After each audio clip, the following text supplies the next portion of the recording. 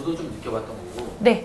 그다음에 많은 분들이 이제 많은 분들은 아니고 극소수지만 좀 공감하시는 부분도 있을 것 같거든요. 점집에 갔는데 머리가 아파요. 저 이거 느껴봤어요. 저 느껴봤어요 이거. 아 정말요? 진짜로 이거 경험해서 말해줄 수 있겠어. 그때는 제가 신병도 앓고 있던 와중이었고 저 점집 한 번밖에 안 가봤거든요.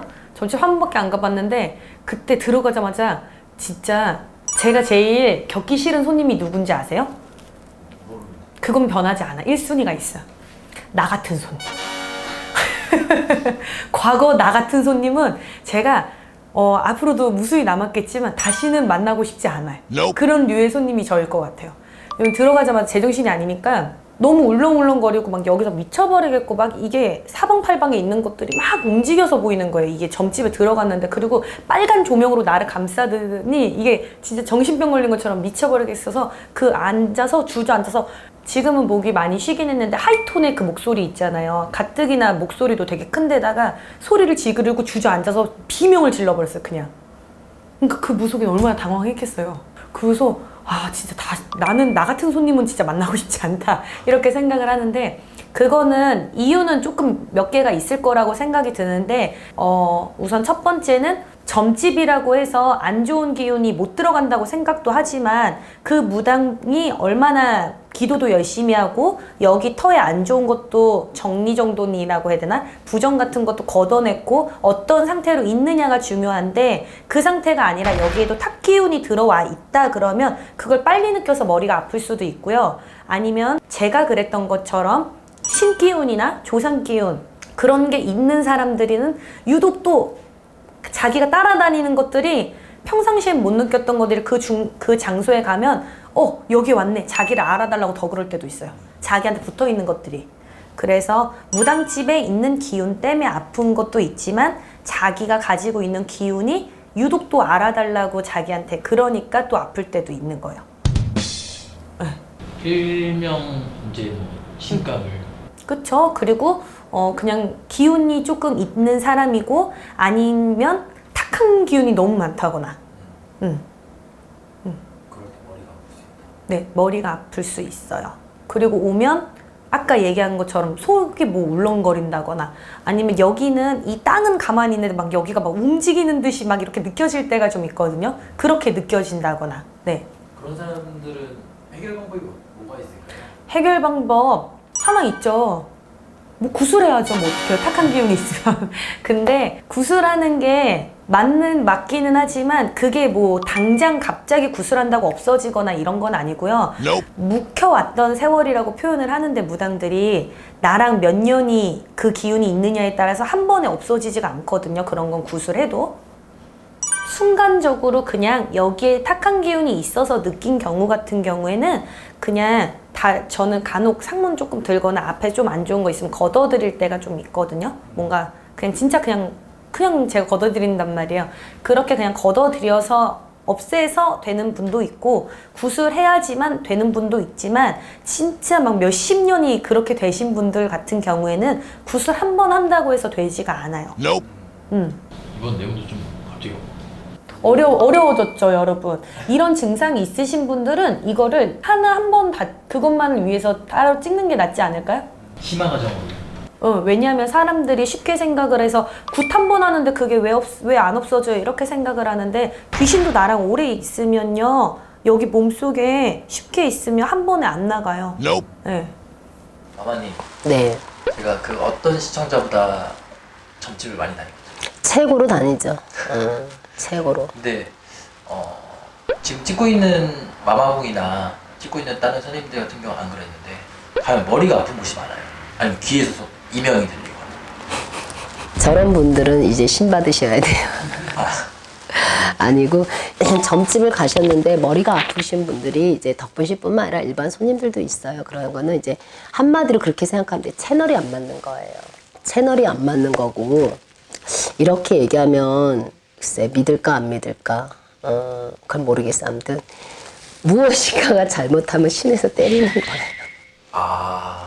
그러니까 그 점집의 신령님이 거부를 한 건가요? 그렇다고 볼 수도 있어요. 여러 가지 기타를 놓고 보셔야 돼요. 점집을 갔는데 머리가 아파요 라는 질문 하나를 딱 놓고 얘기하면은 맞아요. 채널이 안 맞아요 라고 얘기하지만 깊이 들어가줘야 돼요. 진짜로 죽은 혼이 따라와서 조상이 따라와서 내 배고픔을 무속 선생님을 통해서 나왔는데 이 사람이 그냥 가면 그 조상이 때리는 거란 말이에요.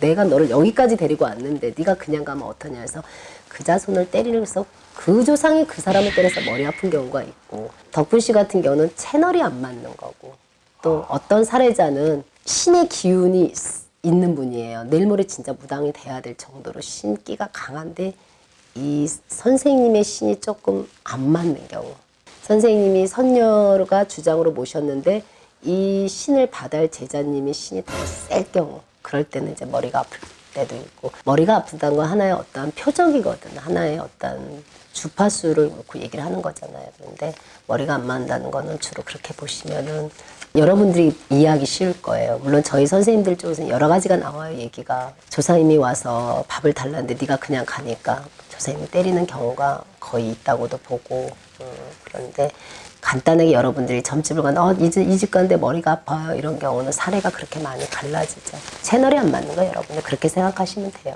저 말고 일반인들 같은 경우에는 조상님들 때린 경우가 더 많겠네요. 그럼요. 이 무당집으로 올 때는 말이 있어요. 쌀을 담궈 놓고 오라 그래요. 아, 올리쌀. 떡할쌀, 구탈남 떡이 있어야 돼. 떡살 담가놓고 무당집을 가라는 말이 있어요. 왜? 조상이 앞세워서 오는 거거든요. 때가 됐어. 그 조상이 살려야 될 때가 됐고 그 조상이 이제 떠나야 될 때가 됐을 때 자손을 끌고 오는 거거든요. 그런데 그 자손이 네, 안녕히 계세요. 돈 없어요. 무슨 소리 하시는 거예요? 하고 그냥 가시면 이제 조상이 때린다고 보시면 돼요. 내가 너를 여기까지 안내를 했는데 너는 어쩌자고 그냥 가냐. 그래서 조상이 때리는 경우가 상당히 많다고 보시면 돼요. 그러면 머리가 아플 거예요. 또 시청자분들이 또 오해하실까봐 또 걱정이 되긴 하는데, 이거 진짜 많은 분들이 이런 사례가 있어서 지금 영상을 찍는 거지, 또 오해 또 없으셨으면 좋겠네요.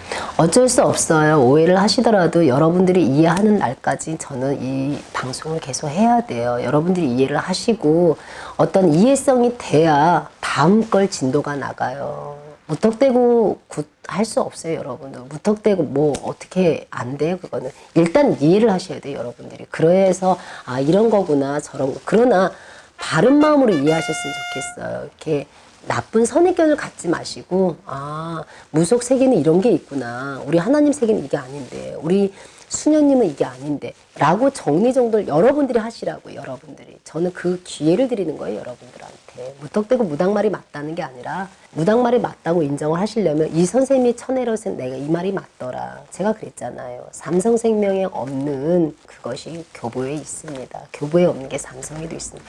또 보험회사 엄마들이 나한테 다 들고 일어나는 거 아니지. 이건 하나의 예를 놓고 해드린 거니까 여러분 쉽게 이해되니까 이해를 해주셨으면 감사하겠습니다. 선생님, 네. 인터넷 카페에 이제 뭐 후기 이런 데서 봤는데, 점집 갔다 왔는데 머리가 아파요. 또는 뭐 이명이 들려요. 눈앞이 뽀예요. 이런 거 어떻게 봐야 될까요? 그런 경우에는 뭐 점집 갔다 와서 그렇다. 그럼 여러 가지 이유가 있을 수 있어요.